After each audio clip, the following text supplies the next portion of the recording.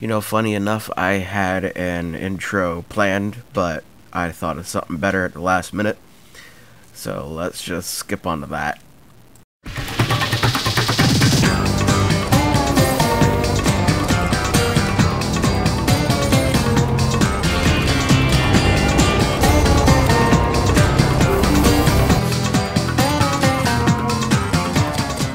So seeing that something like this is possible, I want to show you how something like this can be done with running characters or vehicles. So with that said, let us begin.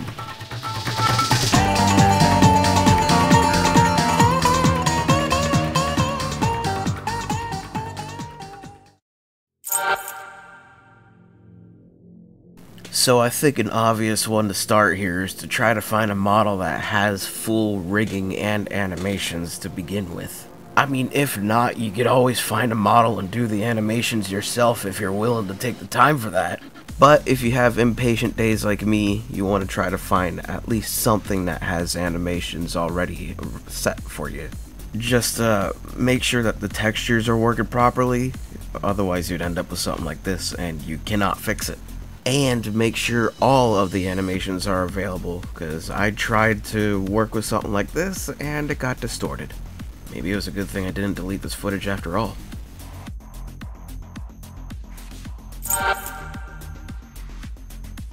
And so the process begins. So let us start by adding a new game object to the scene and centering it to its correct position. Once it's centered, give it its name. I went for another classic Crash Bandicoot.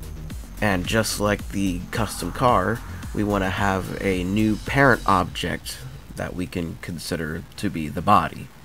Set the skinned mesh render to a sphere model and have the size scaled down to 0. That way the sphere is pretty much hidden from sight. After that, you want to make a new child object to the main base as idle, to which you want to drag the model and the rig into this idle child. Luckily, while recording this, I didn't need to do any rescaling, so that's a good thing for me. But do rescale if you need. However, it is best to rescale the parent of the child object. Otherwise, if you were to rescale the child object, the animations will snap the original scale back into place. So navigate to your animations and click on one of the animations. Hit edit, and make sure that the animation that you want to edit is selected, unlike what I did here. Check loop time and hit apply. This here will make your animations loop. And this time I'll do the same thing for the running animation and actually get it right, which is something I didn't notice until later on. But before I forget, I want to add the materials onto the objects. And each child object for each of the materials should be set to do not replace. After the materials are set, copy the idle and paste it as another object and call this one run. And now you could add the animations to the object. But make sure you add the animations onto the actual model itself instead of its parent object. Luckily, I managed to capture this mistake.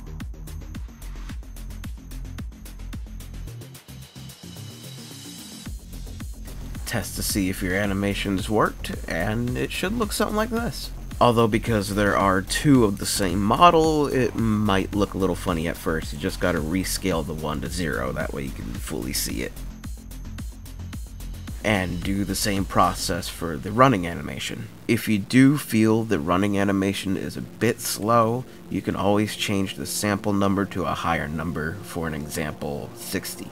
However, for this to be finalized, your idle needs to be set to whatever you set it to. In my case, I didn't need to set it to anything. And your run should be at 0. You'll see why in a second. However, if you still want this to work at distance, you still need to put the wheels on. Kinda. I will say this now, this will happen the first time you do a running character because you don't think of wheels when it comes to running. So be sure to add the wheels before you go and put this into distance. That same goes for the hash blend object. So now you want to create your animations base, loop, and boost open. Apply these to the base just like you would do with an average car. And head on over to boost open. frame 0 should be your current idle animation scale, while frame 1 should shrink the idle animation scale to 0. The same will apply for the run object. While frame 0 has the scale of 0, frame 1 should have the scale of what the idle animation was. Now, it shouldn't look any different when it comes to scale. Just slide the thing back and forth and you'll see what I mean. But this will swap the animations when you're boosting. After that, you can put it into distance and you should have results that look like this.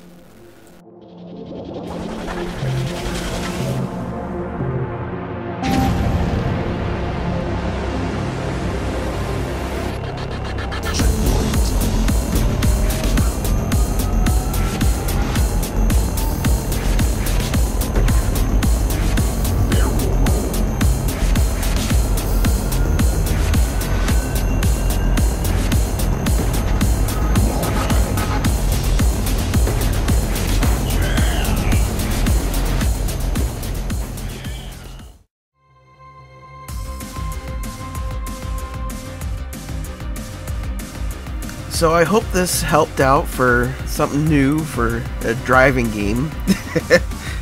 This was just something stupid I thought of in the middle of the night and thought, you know what, I'm gonna do it. I'm gonna see if it'll work. And all because I put in animated wings for my Dreadfest cars.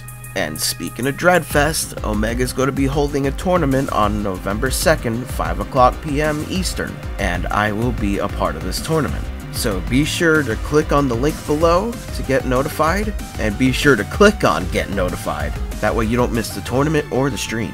So I should have apologized about this in the beginning of the video, now it's the end. I apologize if I sound a bit funny because I am just recovering from a cold and I still have the stuffy nose. But hey, at least I'm recovering. But I hope you enjoyed this video, and I will see you in the next video. Sunchipp out.